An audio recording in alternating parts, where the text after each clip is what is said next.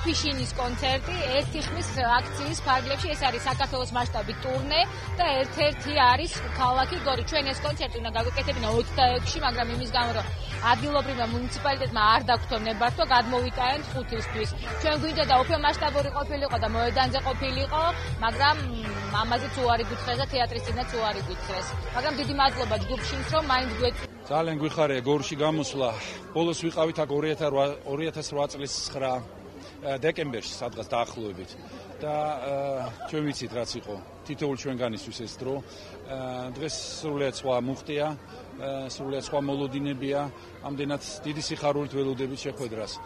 და აი ამ პროექტის განსაკუთრებული თვისება არის ის, რომ ჩვენ ვცდილობთ დავარღვიოთ დისტანციას სცენასა და პუბლიკას შორის. და ჩვენ ვეცდებით გორის პუბლიკა მე მგონი აღყვება ამაში და ჩვენ ვილაპარაკებთ ერთ ენაზე.